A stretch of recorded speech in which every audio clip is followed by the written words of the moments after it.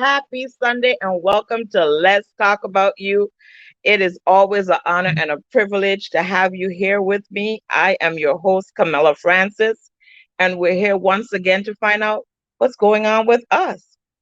It is so great to tap into things that go on in the community and speak to um, our Virgin Islanders to find out what's going on. Today's guest is no stranger to Let's Talk About You. He's been here before with knowledge and empowerment and encouragement, and he educated us so much, I had to do it twice. I am talking about none other than Felipe Ayala Jr. He's a decorator, a motivator, a historian, a florist, an artist. The list goes on and on and on. But without further ado, let's welcome Felipe Ayala back to Let's Talk About You. Hi, Camilla. Happy Hi, Sunday. Felipe. Welcome, welcome. Thank you for saying yes once again. I would And for never say those of no our to listening you. audience that they weren't here last time, tell us more about Felipe Ayala before we get into the meat of this conversation today. It's hard to talk about yourself. I always get embarrassed, but I like pretty, put it that way. And I recognize beauty in everything I see. And I always see things as they could be, not as they are. And I think when you look at historic preservation, one of the things we'll speak about today is that I want people to start picturing a town that could be. I mean, we're halfway there, but we need to really get to the finish line. And I want to talk about that. I want to talk about beautifications and plantings. My background with all of this started with being a little boy in the Hibiscus Society. I grew plants because my parents grew up out in the country and there was nothing else to do and there were no kids. So my mom, being a teacher, go out in the yard, plant something. I grew hibiscus. And then I started to realize how all of these things, Camilla, work in a Yeah. bigger context of everything. They go into landscaping, go into projects, it goes into historic architecture, ways of lives in the Virgin Islands. So I can go on and on. I'm just happy today. Well, and that's good to know because that was my one first question. How did you get started? And it started with your mother just telling you, go find something to do, and you just got going with that. You have to And know Mrs. Ayala to understand that comment because if you didn't find something to do, my mother would occupy your time. So it was just easier to go outside and dig a hole. well, that's good to know. Well, you took heed, and here we are today. And we are so blessed to have you and what you do and the knowledge that you bring to us here in the Virgin Islands. So Thank you. let's talk a little bit about historic preservation and your task there.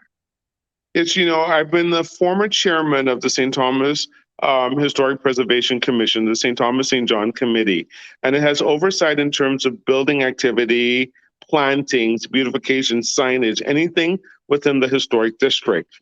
There's a larger district. There's a St. Thomas St. John, and then St. Croix has two districts. They have Christiansted and Frederickstead.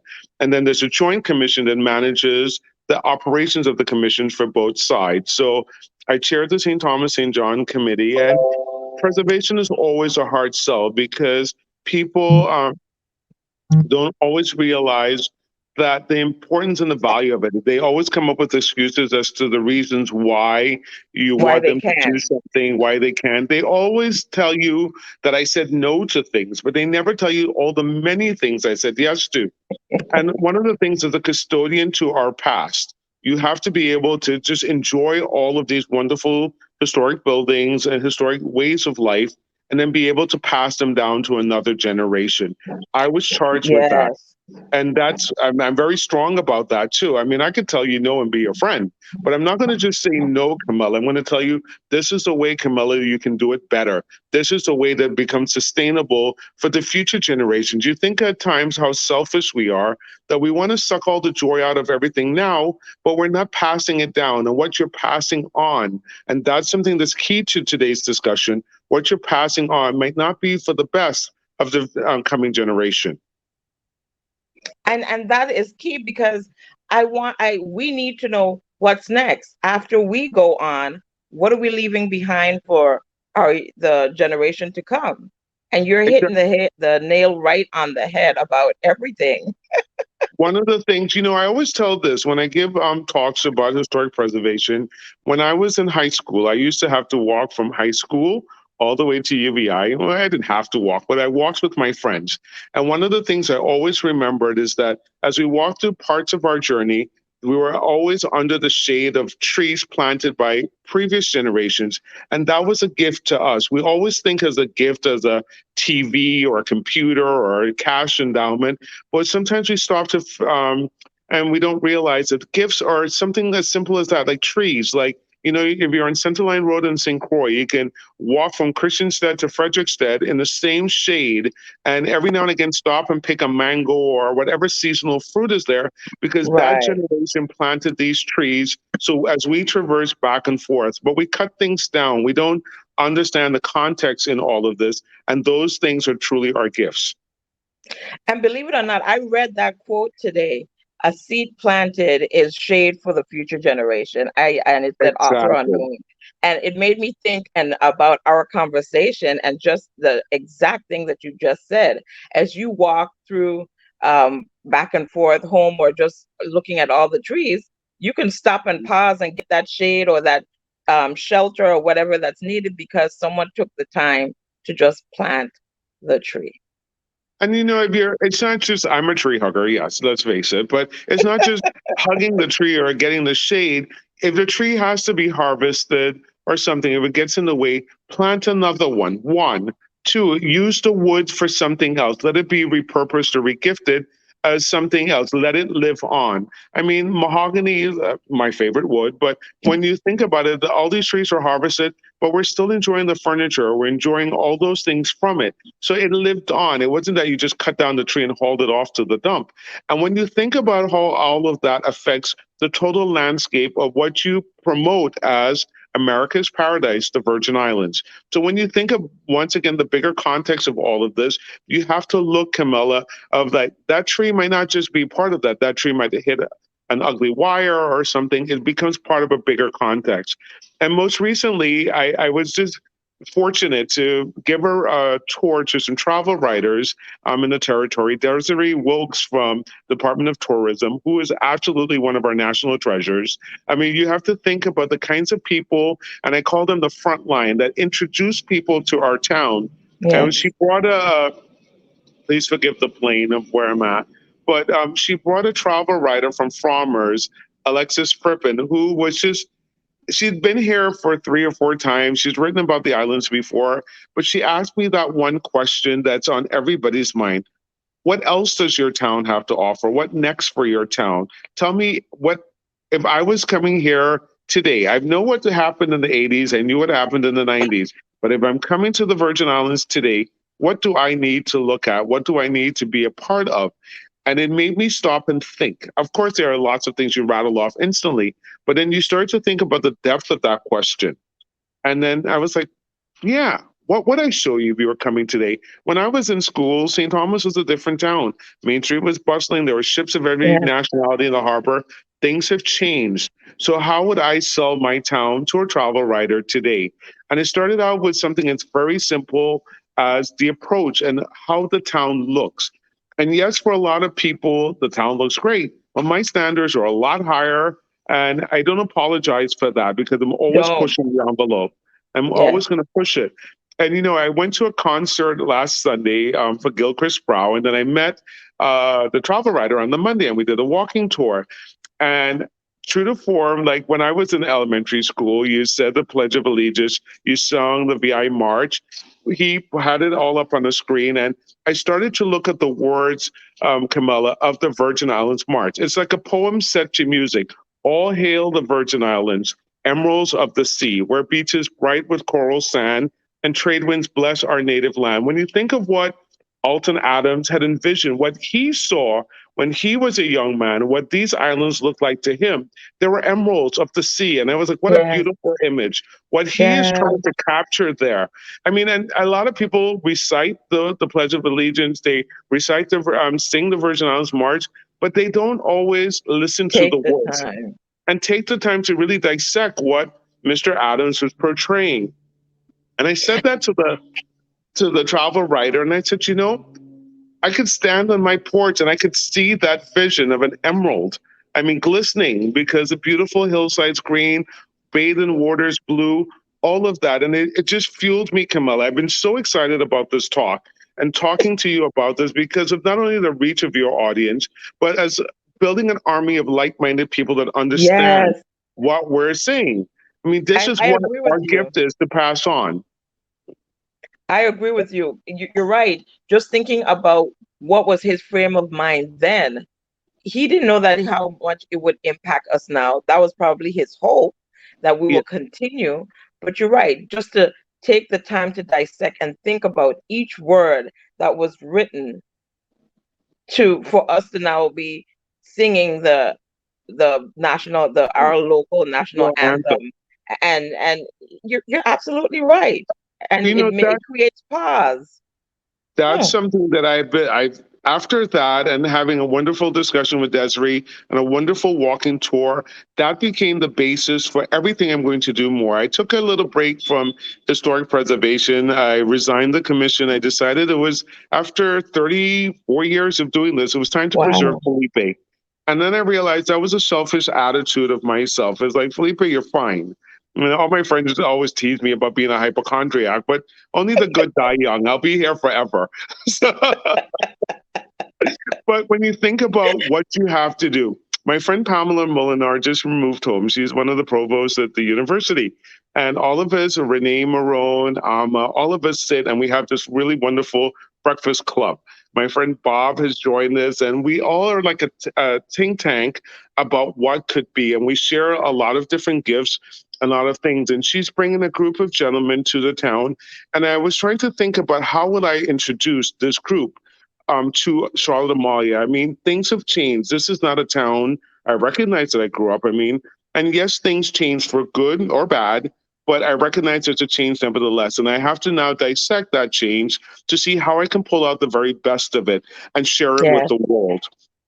One of the things I like, there's one of my favorite quotes in historic preservation is something written by J.P. Nissen. And he said, Charlotte Amalia shakes hands with the world every day. And I Wow. shared that idea with Mrs. Frippen. And I said, what you write, your experiences here, color what everybody else is going to think because they might not have J.P. Nissen's or Alton Adams' vision to see all hail the Virgin Islands and those emeralds in the sea. They're coming in here and they're seeing other things that are different. Whenever you approach St. Thomas by plane, and even by boat, I'm assuming, but whenever Yes. you're on a plane and there are people who have never been here before, you can feel the excitement, the oohs, the ahs as the plane lowers by Mermaid's Chair. And they're coming in, and you see Brewers Beach and the hills, and everybody just squeals and goes, ah. And you just forget to buckle your seatbelt because you want this ride to end, because you want to be part of that scene.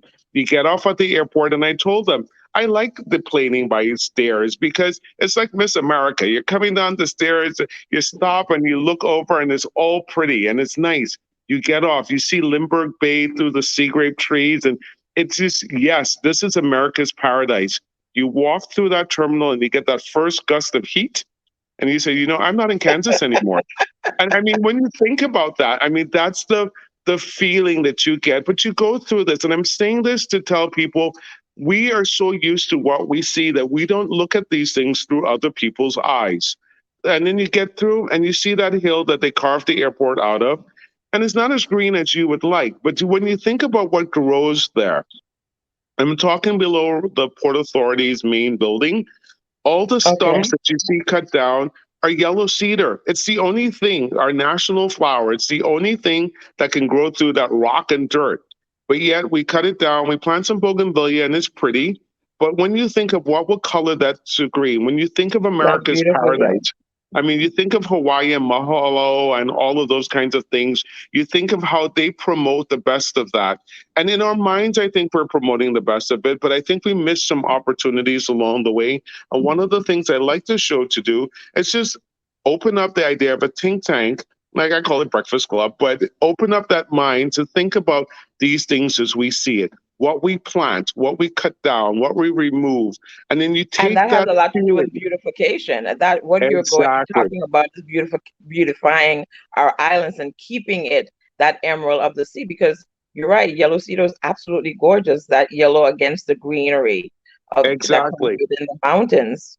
It's You know, when I ideal. drive down Cassie Hill, I mean, I don't know who planted all those yellow cedars. I think they just seeded themselves. But when you come down that hill, it's just really pretty. It's just all yellow cedar. And a lot of people are just so used to seeing it. We cut it down and thinking it's something else. But if we encouraged it to grow, imagine how blooming that would be all yellow. When I was on the Historic Commission, Diane Mawson Walker was one of the commission members, and she talked a lot about what we call the Bougainvillea Project. And she always wanted to add a landscape component to whatever project came before the Historic District. I used to always feel, Camilla, that it was just about the district. I was only really concerned about our three quarters, but I realized it's about the entire town. When you drive around, and Alton Adams again, he was painting a picture when you read all the stanzas of the Virgin Islands March is that the entire island, the waters, everything was so beautiful that all of these things as built environment, which is added to that beauty. So we need to really get a hold of it. I mean, everybody's celebrating the waterfront, and I love it too. But I'm thinking about how can we take what they just did to the next level? How does it look when you sail into the harbor? I mean, you think of three distinct hills divided by two natural gutters, Mhm. ochre colored buildings, light colored buildings with red roofs. It kind of gives you the imagination of an Italian step town. So we want to promote all of that. That's so unique to St. Thomas. I mean, you think of step streets. We're the only town, we're not the only town that has them, but we have the most of them. We have 47 of them. And we would Okay. promote the 99 So step. with your breakfast think tank, or are you going to create a beautification portion of that and give these ideas to the powers that be that this We is have important? been We need to have our yellow cedar. What else we needs have to be been done? The talking about bougainvilleas that. are beautiful, but We've been talking about that, and we've taken it a little step further. The new Derek Gabriel, the new commissioner of DPW, I had a dinner with him a few nights ago with a friend, and I really was just accompanying my friend and getting a free dinner. But I wasn't really thinking about coming there to talk about all of these things. And the conversation arose, and we started to think about what could be. And he mentioned about, I cannot remember the gentleman's name on St. Croix, who was teaching the road crews about what's a weed, what's a plant, if it's a weed, how you can prune and shape these weeds into something that's workable. And I think about that new Belton Road, the new project for the waterfront, and it's a blank canvas. But that blank canvas had a couple yellow cedar trees, some bougainvillea, and some other things that, if pruned properly with some water and care, can become a beautiful blooming entrance to our harbor. And we shared that idea with him. He was very, very receptive. And my friend Michael likes to plant bougainvillea, and I always think about Mrs. Walker. He started on downtown with Cardo's Alley, or the post office alley, by putting huge pots of bougainvillea down the alleyway. It's great. It's color. It awakens the senses. When you think about Main Street, I mean, the hustle and bustle is not there like it used to be, or it's that we remember. But when you think about walking through those alleyways and how beautiful they can be, point taken, and you look at preservation again. When about 10 years ago, you could walk through any alley. They were never gated. They were all open. You just walk up and down. I was running late for church this morning. I need to get to the Reformed Church. Post Office Alley was gated. Age Reese Alley was gated. The only other one that was open was Hibiscus Alley, and I hadn't walked through Hibiscus Alley in a long time. When I walked through there, I had to stop late still, but I stopped and I'm like, this is nice. But I understand what Michael was saying about putting a few pots of bougainvillea to the additional plants that are there, how it would bright colors. There was a photographer the other day that was taking pictures of people downtown, I guess an engagement shoot, and she stopped in front of one of his bougainvillea pots, and it was just such a wonderful background, the bursts of color. And I think, wow, this is what we take for granted, but this is what yes, everybody else comes to have. And I want more of that. I'm greedy, and I'm telling you, I want more. And I want us hence to the start saying, looking at we live where you vacation. And exactly. I'm here reading some of the comments from our listening audience. Thank you so much for joining us here. And let's talk about you. And I'm reading that he is so knowledgeable. He knows so much about what's going on. So, Felipe, our listening audience are just loving what you're bringing forth here this afternoon. I mean, you Thank you. definitely are a wealth of knowledge. Thank you. But our listening audience represents the silent majority of people who feel this way but feel powerless. They don't know how they can get out there and make a difference, how they can change. And I'm going to tell you the advice I did. I mean, I just jumped in, eyes wide shut. And I was like, somebody's going to hear me. And after a while, either they will go away or I will make a difference. I Well, don't know you're if I'm making making a a difference yet, difference. You're but I'm definitely trying. making a difference. But Don't go anywhere. one You're making a difference. listen, it's one of these things where these are the images, these are the things that haunt me. I'd like historic preservation again. Like when you walk through all of these things, Camilla, you're building a story and you're seeing what's next. So we have our beautiful water, we have the approach, we're moving into town. When you look at as-built environments, whether they're historic or they're contemporary, they should have a harmony with the town. The realtors right now we're talking about I don't have a problem with the word gentrification. I mean, you have to just open your mind to what could be. But when you think about all the derelict buildings downtown and how we can make a difference, these are houses. I mean, housing, urban renewal things. These are as-built things. Everybody likes to use the commission as saying that, oh, they have to be this, it has to be a Danish brick, it has to whatever. Nobody has ever really come in and asked the commission what they would allow. I mean, Senator Gittens has a promotion and he wanted to preserve the street facades. And a lot of the Daily News gave him a halo and all of that kind of stuff. I was like, you're a little quick with that because what you want to protect and preserve is the entire thing. If it's just a part of it, then you miss the whole idea of historic preservation. Jerville Larson on St. Croix, who is my preservationist, I mean, he said to me it's about original fabric. On St. Croix, and I'm calling you guys out today, you produce the best. You don't settle for a mediocre project. Your stuff wins awards. We want the same thing throughout all the islands because we want to shine our architecture through. And I mean, these things solve the same concerns or issues that the people that built them had. They wanted to protect and have families, and it's sustainable. It has lasted for hundreds of years. So if that can last, then all the other things can last too. And these are some of the things that we promote in terms of historic architecture and also a way of life. I mean, you think about the context for that. Most of the buildings here are built on the street.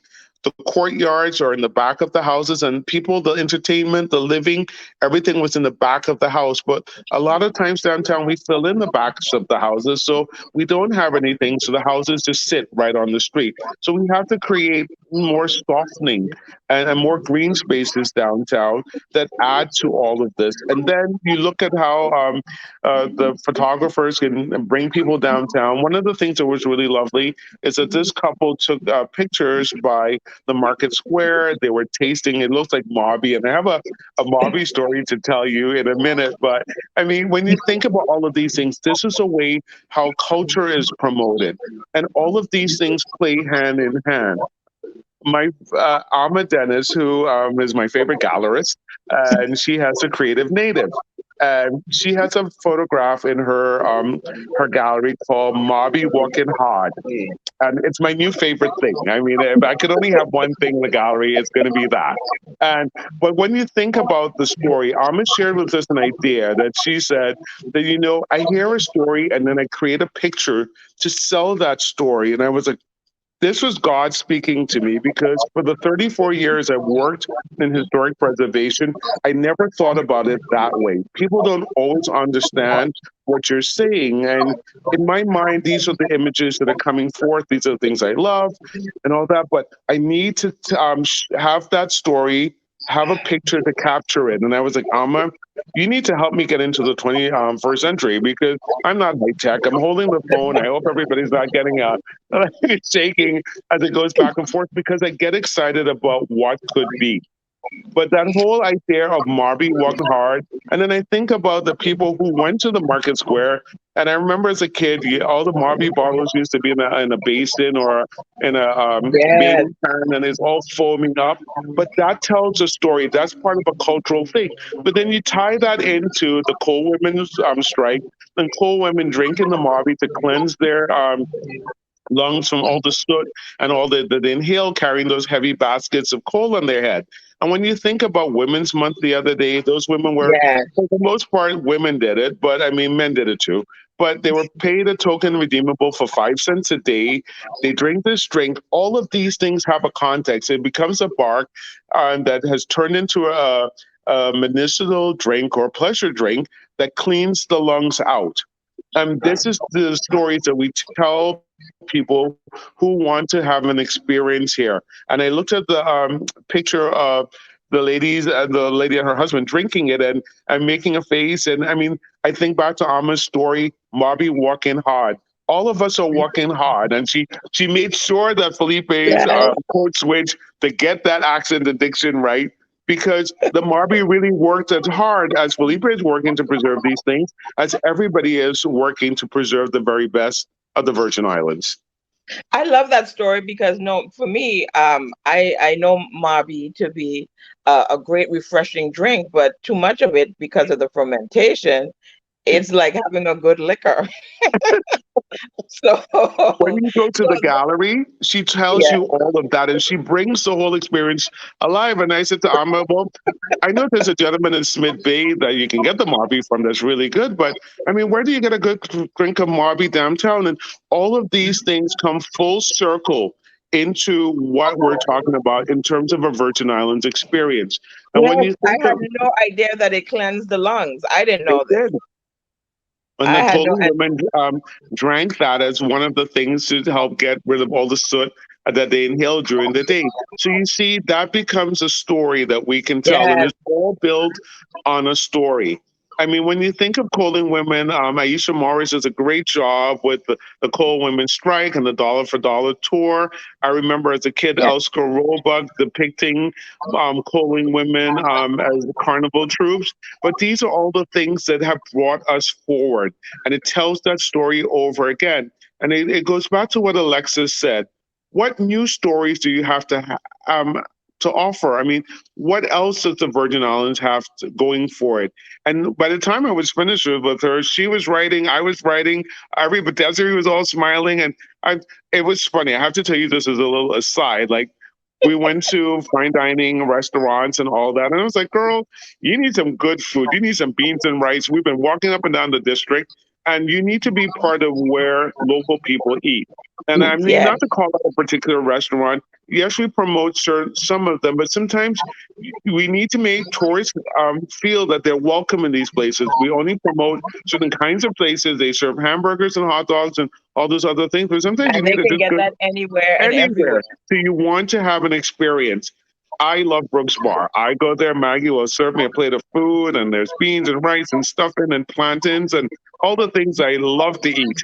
And I said, you know what? You need to go there and you need to enjoy the domino game and have some good cruise and rum and pour yourself your own drink and see how we live and come to those places. Yes, we go to all these other restaurants, but you need to be part of a local scene and you need to see that it's welcome. Not everything is always presented perfectly. I mean, Brooks could, Exactly. I mean, has a little dive appeal to it, but that's what makes it good. It's about an experience.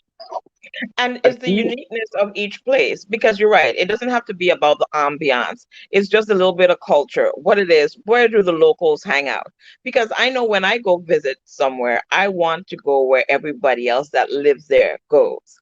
And it's good to bring that forth.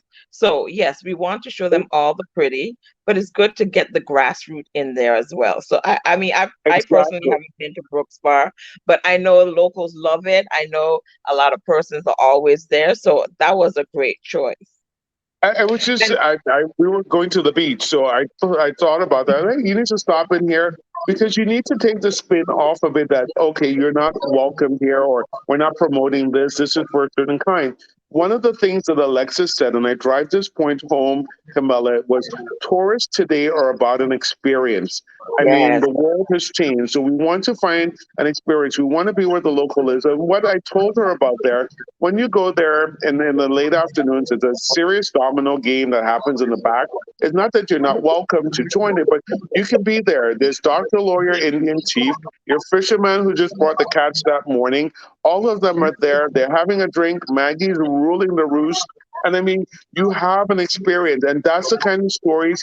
I mean, the other day there was a whale at Peterborough sailing by, and everybody saw it. And I was like, these are the people that are out on boats. These are the people that tell you, and these are the stories that you move. It's all about the experience. They can tell you about their grandfather and this key and that key, and you get a sense that you've been somewhere, as Are you opposed to concerned presenting. that we're losing some of our culture or some of the things that make the Virgin Islands their unique self? Do you think we're losing some of that? Definitely, definitely. And I think, and I'm going to use this word, I'm going to get some flack for it, but you don't want to sanitize it too much. I mean, there are a lot of things that made us really wonderful, and people want to have that experience. But, when I was a child and you hear the stories about Backstreet and Main Street and coming alive at night and all that, I mean, you think when you look at downtown that things close and people don't feel safe to go out or whatever. These are the things that we need to seriously attack.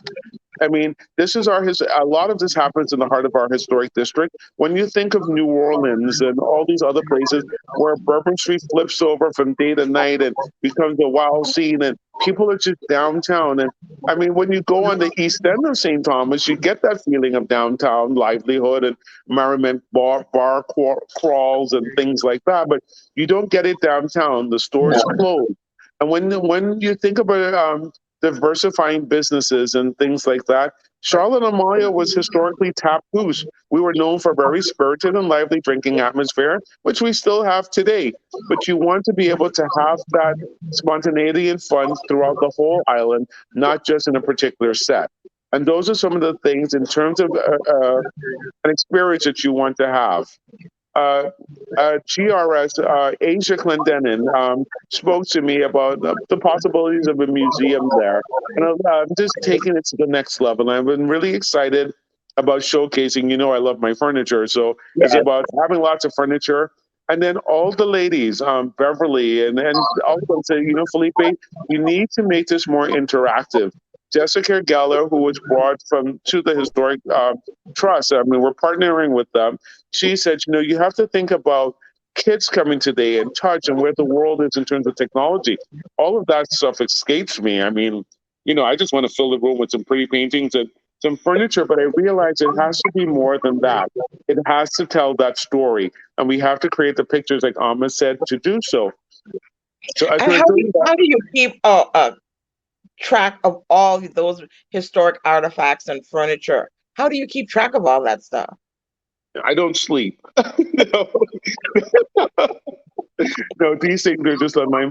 I mean, these are the things that haunt me. So I kind of feel like a custodian about that. But one of the things that Alma did, she has this like screen, like a TV slide thing. I don't know how to best describe it, but she can upload images on all of these. So let's say there are 12 examples of mahogany beds, and you can't bring 12 beds to the room.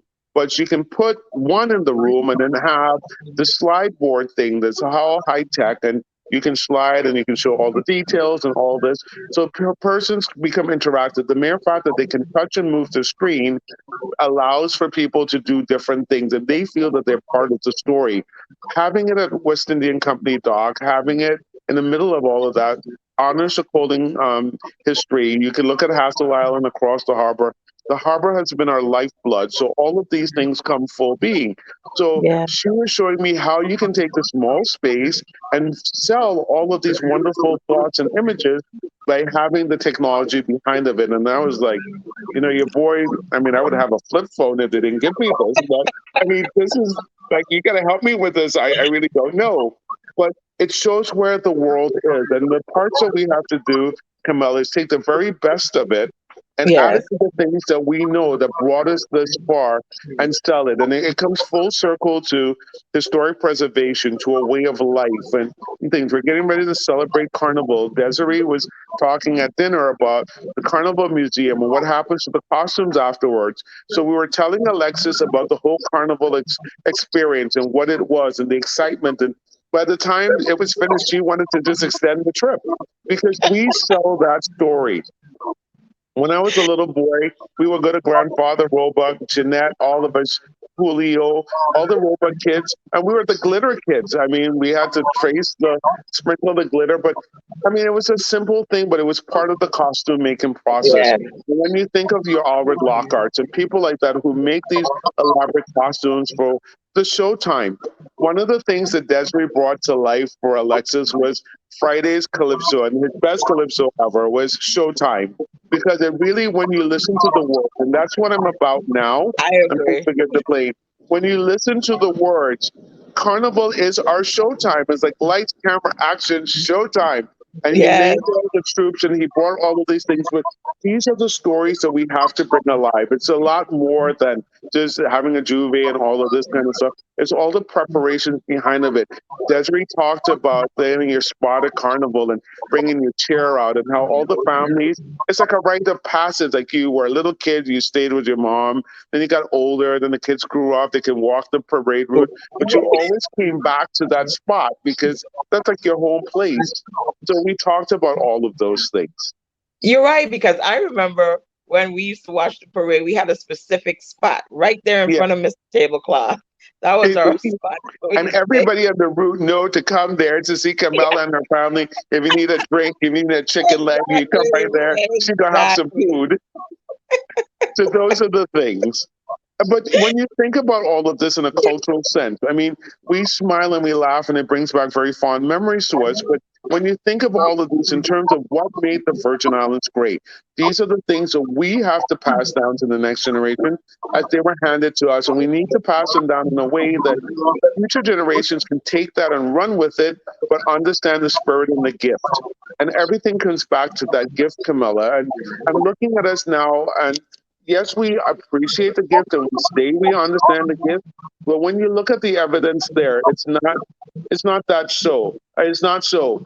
Tony Rosario posted on Facebook, and I'm not a big Facebooker, but I love Tony and I follow him. And he showed that there were a group of students that cleaned from um, what do you call it, in Smith Bay by Lakes Chicken Fry all the way over to the Ritz. They took 100 tires and 500 bags of trash. And Leslie Commission, who I also adore, is posting all of these things. And these, how did this bottle and this trash get there? I mean, we Yeah, threw it out, and our kids are out there and they're cleaning these streets. We grew up in a society where you swept a yard and you cleaned your own thing, and nobody had to come behind the view with road crews to move this stuff. There was no abandoned cars and all of that kind of stuff. And this is just one generation. So when at you least think about they're making the effort to help beautify our islands and keep it beautified, exactly, cleaning but up the then trash. one of the things the little blurb talked about is that they did this a year ago, and in 1 year we were able to have to pick up 100 tires and 500 bags of trash in that thing, and that's just the East End. And that saddened me because if we think that these are emeralds of the sea and all hail the Virgin Islands and how wonderful we are and proud of these islands, we would not live with that. We would And not have to do 500 that bags of because we garbage. would have cleaned it up. We would not have disposed of things like that. I had a house guest the other day and she asked me about recycling. And we had the water bottle and she said, "Do you have a bin for recycling?" And I paused for a minute. I said, "We used to, but we don't recycle anymore." But these are things that how we preserve the gift. We need to be able to bring those things back Yeah. and have all of that because we have to be able to hand these islands over so everybody still has an emerald of the sea and access to that. If we keep You're trashing it, absolutely then it's going to right. be a But problem. I will say this though, Felipe, even though it is disheartening that those youths had to go on the side of the road and pick up all those bags of garbage, Hmm. and even if it was a class project or whatever the cause was, it assisted with them showing pride in where they live, and they felt the sense of accomplishment and giving back to their community by I did that, I helped clean that. So that too, even though we don't want our island filled with litter for groups to have to do that, it does bring that sense of pride and accomplishment. So, One of the it goes to folds. things I thought I talked about with that exactly. It was great to have them go out there because now they have a greater appreciation of the work to Yes, clean it. But one of the things I thought about, Camilla, was imagine if those same students didn't have to do that, but could take that energy to take it to the next step. Like they could have been planting bougainvillea along the roadsides or pruning trees, but they didn't have to start with always starting over cleaning up. And that's some of the things I look about using our talents, using all of our gifts to be able to push it forward, not just always reinventing it and always having to stop to clean up. And we sometimes we get into a habit that, somebody else is going to clean it up, so we don't have to worry about that. But when you think about that, like my big pet peeve is that university cleared out all the ruins out by Brewers Bay, and it's all beautiful. It's like a park-like setting, and somebody sprayed graffiti on the rubble walls, Yes. and that That just that bothers that is me. very disheartening for me as well because I truly love the ruins. Exactly. It was a nice site for weddings, and people were going down there and having pictures and family fun days. And you think Easter's coming, it could all be Easter egg hunts. But now there are graffiti ruins on that. And I'm noticing all my life I grew up out west. So I'm noticing people are hiking up to the caves and all of that, and they're exploring our islands differently. One of the positive things about COVID and slowing down with travel and stuff like that is that it made you have these staycations and you're looking at home to Yes. see what's Differently. there and enjoying our places. And everything that I do from now on is about not just preservation of architecture and furniture that I love, but preservation of an entire way of life that made the Virgin Islands what it is. I love that. I love that. And even though, I mean, that's a powerful statement that you just made.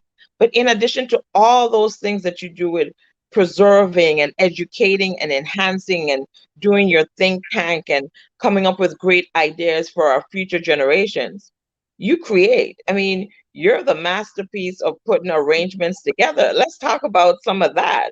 Your personal things that you do. I know and it's a part of beautification because you keep things beautiful all the time. I have to. I'm sharing all these little jokes, and my friends are going to kill me. But I can't cook. In my mind, I'm making like these great meals.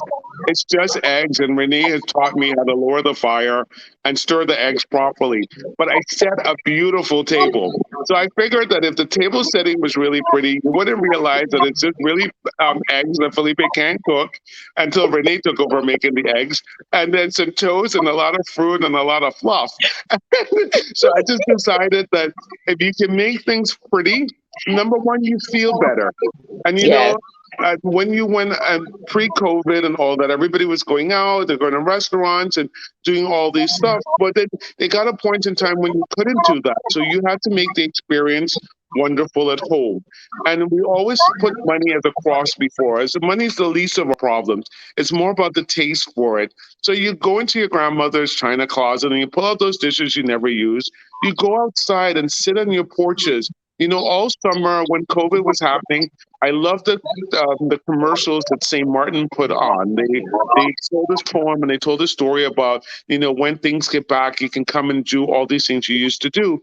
And then I think of those of us who live here that can do it all the time. I never sat on my porch. I mean, it took my house guests to come, Bob, and sit on the porch every morning. I was like, you need to be in bed. But I got outside and now I sit on the porch and I set a beautiful table and I eat my oats or my eggs or whatever out there. And it's not like I'm always late. I'm 5 minutes late all the time. But that 5 minutes is because I sat on the porch and the 5 minutes turned on to 10 or 15 and then I'm running around. But I get up to enjoy these things that we take for granted.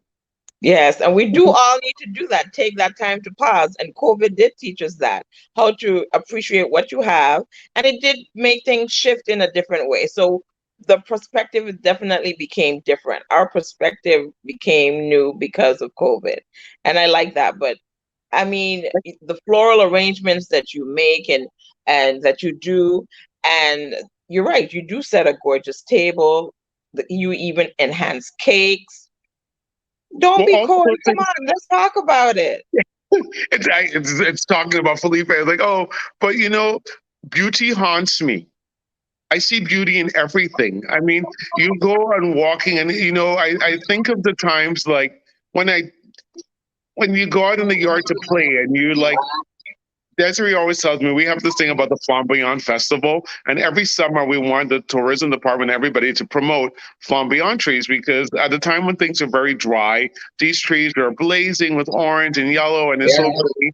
And we take beautiful. pictures of them, and Desiree sends me a picture of a sunset every afternoon.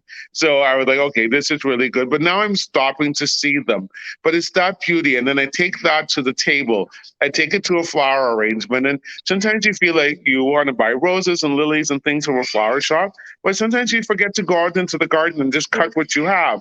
But it comes back, we don't have those gardens anymore because we cut down all the trees. So all of these things become full circle. So I try to get everybody to plant things. Like today, Sheldon's outside planting heliconias, and I'm planting all the things that I want people to grow. So I can come to your yard and raid it and have some flowers to arrange.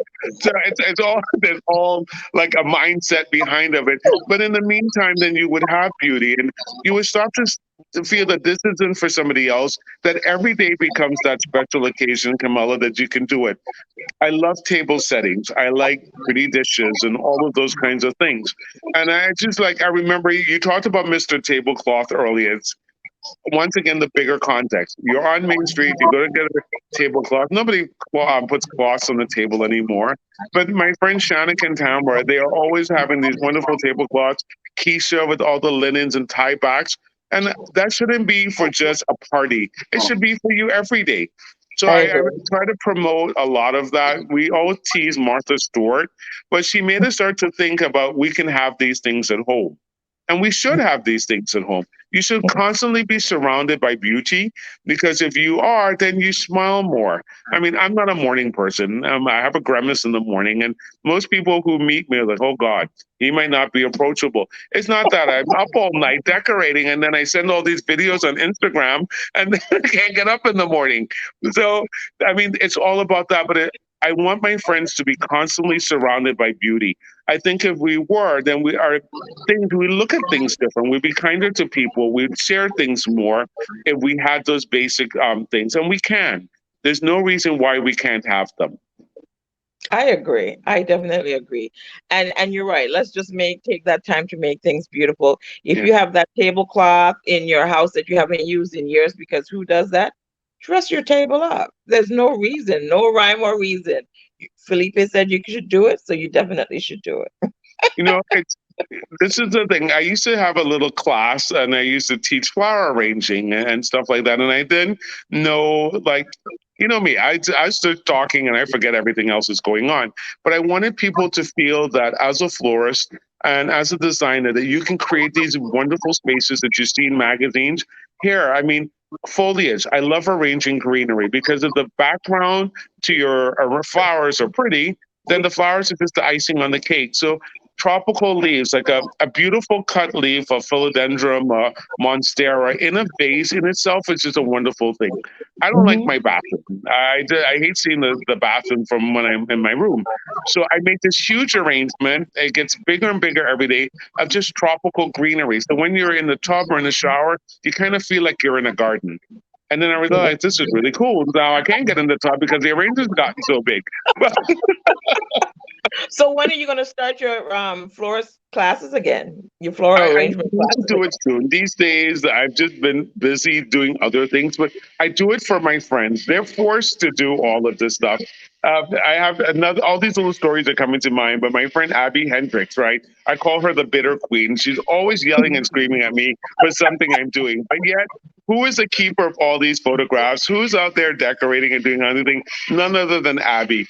And Vera on St. John. I mean, she works where she works. They're planting trees and beautifying the neighborhood and having little contests about who has the best yard and all that. And when you think about a West Indian garden, there's no like formal thing. All your grandparents grew plants in a pan, they had crotons and all this stuff, but it was always a welcoming approach to a home. It was never an old car, never anything ugly. It was always plants. And we have to go back to that kind of belief in our roadsides. Our beautiful everybody. I love to see everybody walking on the waterfront and enjoying the new promenade. And I can't wait for them to finish all of it. But now let's start looking at Belgian Road and the other sides about beautifications. That could be Yes, our whole town. It doesn't have to be just on the waterfront. It could be our whole town. We can go from Bordeaux to Red Hook with that same beautification. Up I agree. on Santa Maria. I don't know who is doing it, but when I go to see my mom and somebody has planted from like Bon Esperance over to that new Whistling Heights development, all they have Okay. done was stuck either Song of India or something in a line, and I don't know who's doing, but it's growing. They're planting palm trees, and every time I walk by, I get excited because I was like, "Wow, somebody! This is not a garden for a home. This is just along the roadside." But someday soon, when it rains some more and these plants take off, it's going to just be a whole blooming roadside, Absolutely gorgeous. and that Yes. could be our whole island. And Yes. that's what excites me about it. It could be the whole island, and we shouldn't have to feel that only certain neighborhoods have that. It could be everywhere. There's one of my favorite things every time I drive by Paul and Pearson Garden, right after you pass Lucinda Millen home, there's a house. The first building has a whole wall of caladiums. These caladiums are bleeding hearts, are the biggest caladiums you ever see. And I always drive by and it's like, how does she, what is, do they do to theirs that get the leaves to be the size of a So bladder? nice and And lit. I'm struggling, but it's just so pretty there. I mean, when you drive by, and you see all of that, and it's just to enhance what's already there. And we have to think about that landscape component. We have to think of ourselves as emeralds of the sea. We have to honor what Alton Adams said. That was the gift from his generation to ours. I'm giving you emeralds of the sea. I Yes. mean, all of these wonderful things. You shouldn't have to go to the beach and have a cleanup day because they were pristine. I mean, I all of agree. those things, these are things that I want to instill in the next generation coming up because that's the St. Thomas I grew up in. I went to Muller School. Miss Muller, we used to have milk in a little box, and you drank your little milk, and then you went to whatever class, Miss Ken or whatever. They gave you a bean, and then you had to grow your bean, write your name on the cardboard box, and then you put it on the wall, and then you have to watch to see this thing grow. But it was teaching us how to grow plants from a very early age, and it was something you came home, you gave the bean to your mom or whatever. But it taught us how to grow things and how to appreciate the earth. And if you knew Ulla Muller, I mean, she knew every child in that school by name and your parents. And she like Mr. Ayala or whatever. And she talked to you and whatever you excelled at, they promoted. I mean, I was good with plants. Other people were good with other things, but we were all made to excel. It's like the motto of high school, my alma mater, to excel always. Always. Everything that you did, you had to do the best of it. I was telling some house guests the other day that in school, you had to be smart to be popular. It wasn't that you were a great basketball player or whatever. You were good at that too, but you had to be smart because we were going to rule the world. The class of 87 was made, and then there was nothing else after that. And all of us still act like that way. We're going to rule the world. And I mean, everything that we did was about giving the best. And that's what I I want for beg to St. differ. Thomas too. After the class of 87, nothing existed. I beg to differ. I think the class of 1990, we started a whole new decade, a new commitment to jam. We did a lot of things. But one thing that I do want to piggyback on, what you talked about, back in the day, everybody took pride in their yards. And, when you're Yes. passing by, um, it looks great on the street, but it's not an individual yard. I remember the story that my dad told me, in the village that he grew up in Antigua. They used to have Uh-huh. competitions in the village who had the best kept yard or who had the best kept garden and so forth. These are things that they may seem dated, but in order for us to preserve what we have and keep certain things going, we may want to instill this. It could be a PMP thing, a Anna's Retreat, or Bordeaux, or just a whole St. Thomas, St. Croix, and St. John can do it as well. Thing to just keep things going. And we know we don't all have that green thumb, and we're not all Felipe Ayalas with growing things and making it beautiful. And it's just like the senator's initiative to grow something, to grow food. Yeah. In addition to growing the food, you can have your food-based garden, but you could also have your other floral garden or just your greenery garden. Those are Well, things you that see, you can that's where I start in believe your you. I'm really bad with growing fruit. I grow flowers, but I mean, fruit is another thing too. I mean, but think of all Yes, the foods that we're losing.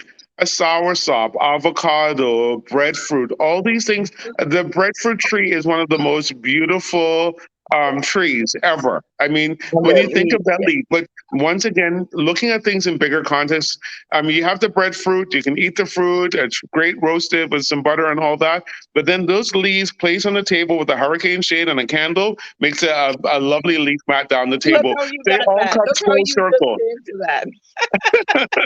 You have It all food comes full and a circle. beautiful arrangement in one. I'll cook the breadfruit, and then you can just do the floral I'll make arrangement. the How's that? table after that. And then what you do is you just don't throw the leaves out afterwards. Then when the breadfruit tree leaves dries, you go to the beach and you get some sea grape trees and you make a wreath and you airbrush them gold at Christmas and it just lives on. Everything about me now, Camilla, is about having things that live on. That it's about Yeah, movement. I don't like the fact that society and life has become disposable. That we feel that that old building no longer serves a purpose. Your grandmother's furniture is just that, it's old. All of these things live on. Like promote the very best of mahogany turnings and furniture making and caning and all of these things because all of these things make us a unique destination because we can show these things have sustained. And that's one of the things that Alexis tried. And she's writing from farmers. And I was like, I was really concerned about what she would say about our islands because we've done the shopping, we've done the beaches. What else? That's the question always. What else? At Sea Trade the other day, uh, Asia told me that she wanted the Sea Trade people wanted to have an experience. And I said, well, we have them as a captive audience on the Waiko dock. Well, let's introduce them to our town there so they can go back. And people coming to our island could get a sense of our town there and then go off into the greater unknown and enjoy and be part of it. And in this age of social media, every yeah. one of us is a tourism ambassador. We are out there posting the very best and sometimes the worst of us, but we put it out there. So you have to be able to promote the best of it. So, like my friend Desiree, she's going to post a picture of a farmyard tree and a beautiful sunset every day. And when you think we have this stuff every day, we are not a seasonal town where there's winter that affects this and you can't go outside. We can go outside every day. And the rain is beautiful here, and the sun is beautiful here. I mean, there's every day, it's a beautiful day. And we have to celebrate the very best of that.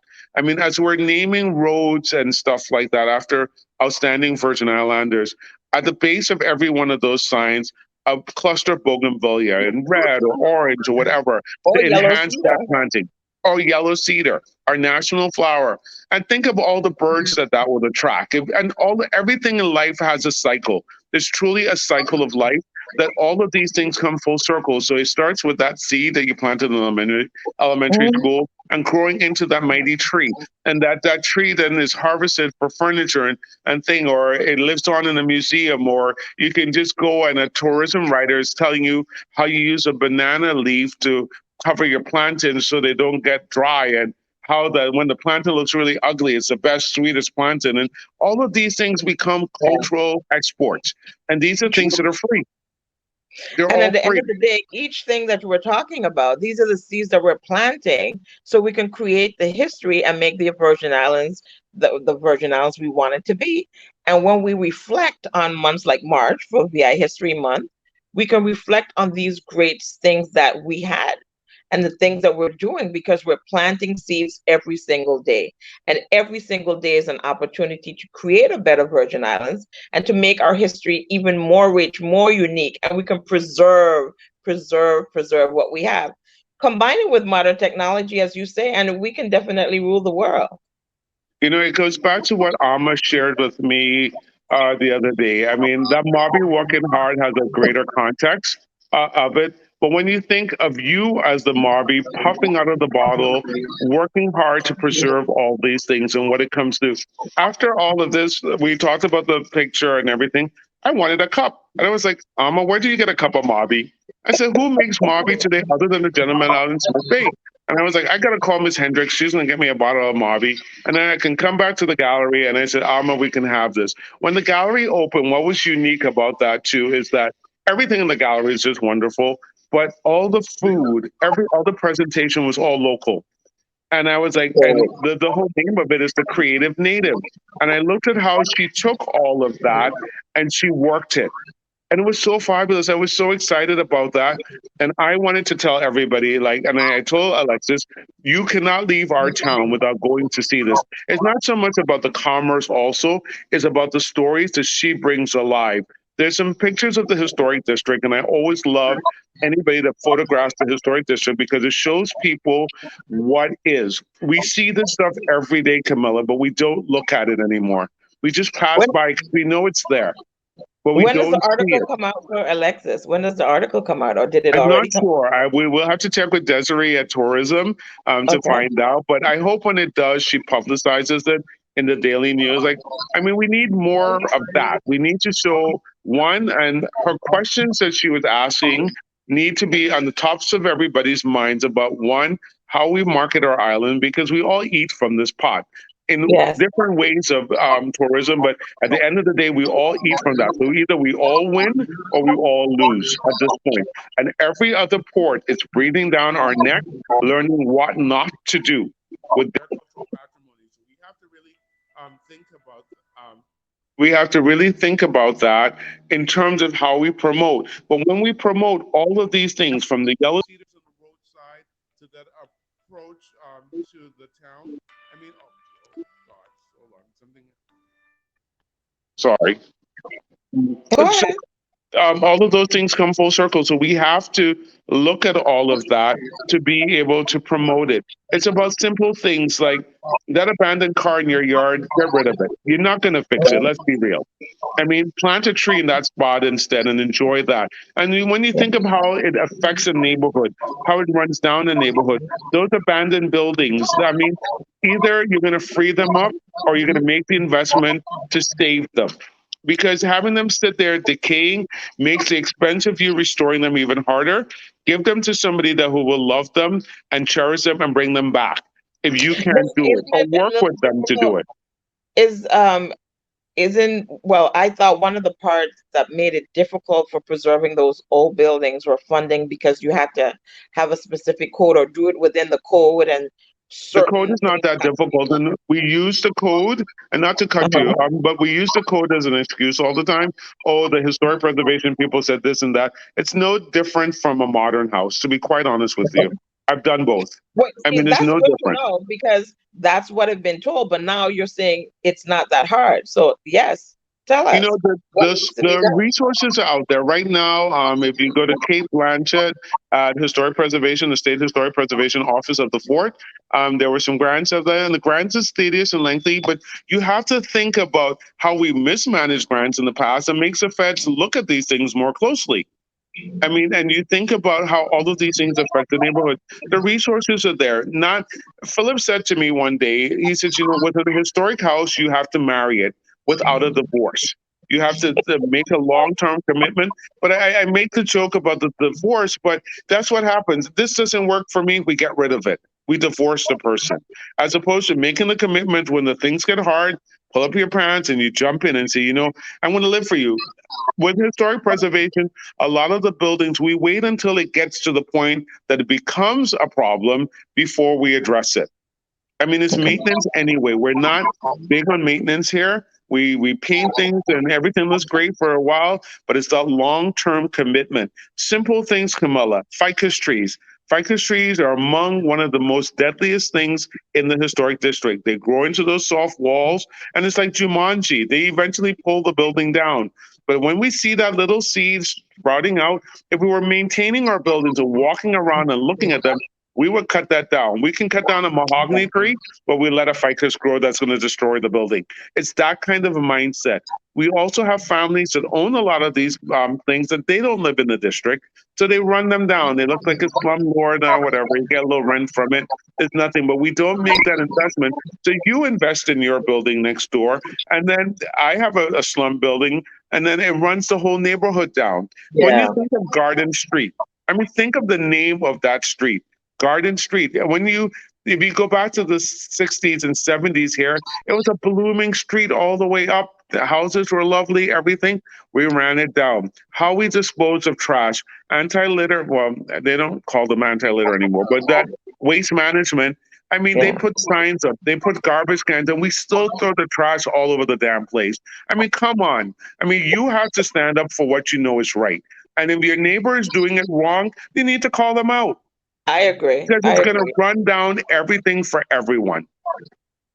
And I could attest to Garden Street was the place to be because I grew up in Garden Street. Exactly. My parents lived there until I was 5 and all that. And then, so I just, I mean, I don't remember 5, but I remember the stories. I look back at the pictures of seeing what it was. And we have to stop. And the most important thing, I think, if anybody walks away from today, you have to stop thinking of historic architecture as an old building. They're historic architecture. I mean, when you think that there are over 400 historic buildings in downtown Charlotte, Amalia, more than any other city in the United States. I mean, we have a perfect port town. All the concerns, all the things that we wanted, and things are there. You talk about enhancements to downtown, and you want sidewalk cafes and courtyards and all that. We were all there. But when in the 80s, when money was being made, you fill them in, more rentable space. But nobody was thinking down the future. And it comes down to the same thing about gifts. What are you leaving to the next generation? All That's hail the Virgin Islands, emeralds of the sea. You have to think like that. I mean, yes, if you I don't think of agree. it as an emerald, then it's going to be a piece of pyrite, some fool's gold. Well, as we think about the Emerald of the Sea, what is you what how do you want to wrap up what we've been talking about I today? don't want to What wrap it is up. it? I want to stay here. I'm not going away. Well, I would love to have you stay longer because I am truly enjoying this conversation. Trust and believe, because you always bring a wealth of knowledge and food for thought. And you just totally created pause for me. I mean, even my questions that I have written down, you already took care of even before I asked. You know, Because Camilla, you, I love this town. I love yes, the Virgin Islands. I and I really, can really see it. love I my love your home. excitement. I You know, love your excitement. all my friends will tell you today, they like we want this show to be over with because we're tired of hearing about Camilla and Felipe coming on the radio show. There are about 100 emails that went out. You have to watch this show because it's important. And I've been talking to all my friends. Like, you know, sometimes Abby, again, when we're riding around the district, she's like, oh God, here comes the tour. We're going to go on a tour. I don't want to go on a tour. I just want to get home. But I mean, you think about that. But this town excites me because I see it differently. And if I have to leave here with one thought is after today, everybody, when you drive around St. Thomas, or not just the historic district, but you should drive around the historic district because it's beautiful. But think Yes. about beauty and think of the words of the Virgin Islands March. And if you really believe what Alton Adams wrote in that thing, then your actions are to preserve and protect that. And I'm not saying that we want to live in a museum, even though that's not a bad idea. But I'm not saying that everything has to be stoic like that. But you have to think about what gifts you're going to give to the next generation. I mean, you have to think about passing this on. We have enjoyed the very best of times, but I worry about what future Virgin Islands are going to have. What are we leaving for them? And our actions, our politicians, all of them need to stand up and take an honest look about all of that. I mean, everybody likes to say historic something in a speech, and it sounds good for every political, in this political arena, are historic this and that. But do you really care about it? What about it do you know? When last have you gone out into the district? When have you gone and looked at all of these things? You come into St. Thomas, we're so used to things looking a certain way. Do we really think about how they would look different? And those are the questions I have. You know, on the Francois building outside of Fort Christian, they used to have a whole fence of this purple growing vine. And they cut the vine down because they had to do some repairs to the building. And all I could remember is artists, people looking at that building, all they ever saw was when that and this whenever it rained, that vine would turn purple and the whole thing would be pretty downtown. Or like when you walk to the park. I mean, there's a little park right outside of Emancipation Garden, and everybody walks through the park instead of walking around. So it has killed all the grass through the middle. But every time there's a rain, then all this yellow crocus blooms in the grass. And Sean always takes a picture and sends it to me about that. But if we're really serious about our town and we really loved our town, we would walk around. It's the same distance. You know, if you go to Hyannis Port, there's a sign, don't walk on our grass. I mean, I love that sign. because they respect their town that much that they make you use the sidewalks. We feel that every place here it's a free for all, and we're not wanting to stand up for the Virgin Islands. And then you have everybody in your Facebook posting and all this, but you don't live here and you're not here to help hold the line. I mean, it's great to write a post and talk about all these things, but what about those of us in the trenches that are holding the line, that are taking the blows for you to sit there and write that stuff? Those are the people I want to recite the Virgin Islands March. Go to your next Gilchrist concert, and when he closes, he Yeah. also sings Vigilant Virgin Islands. And you think about all the people that have struggled to give us this at a time when we have the money and the education and all of this to do better. Do we? That's the question I want to leave everybody with today. That is so profound. Felipe Ayala Jr., thank you. Thank you. Thank Thank you. you. I thank you for who you are. I thank you for the knowledge that you brought forth today. I thank you for your love and your passion in every single thing that you do. Thank you for your commitment to the Virgin Islands. Thank you for the commitment to yourself. You're a true staple. You're just an epitome of excellence. And I truly appreciate that you hold us accountable, you hold yourself accountable, and you don't settle, and you shouldn't. Because in order for us to enjoy these true Virgin Islands and our children's children and the generations to come, we need more Felipe Ayala. So thank you so much Thank for you. saying Thank yes. you. I And have to have you back again, thank you and for just I can't humoring me wait. with this. Absolutely. I can't wait for you to start your floral courses again. I can't wait for you to start that flamboyant My escapade. That festival. your It's a festival, yes. I can't flamboyant wait for you festival to this start summer. that. And Desiree I can't Francis is wait. going to make that happen. Okay, and I can't wait for the Carnival Museum to come out. So all these projects, and I truly love the fact that you have your breakfast think tank. Don't stop doing it. The Don't stop Breakfast doing Club, it. the Breakfast Club is out there listening right now, and there's going to be a discussion after all of this. And Shanika already told me that she's going to give us better food, and Renee is going to add some other secret ingredients, and it's growing better. But I in the end, beauty is its own reward, Camilla. I mean, beauty is its own reward, and if you have that, then everything else is just icing on the cake. Yes. So, So thank you for your beauty within and the beauty that you share in all you do. thank you. Listening audience, thank you so much. Thank you so much for the Felipe Ayala crew that has joined us today. I am so glad to have each and every one of you come back every first and third Sunday. I'll be right here at 5 p.m. Atlantic Standard Time. I want every one of you to enjoy the rest of your Sunday. Stay blessed on purpose. Have an empowered week, and take care of yourself and take care of these islands. We need it. We live here. This is our home. Take care, It everybody. is. Thank you.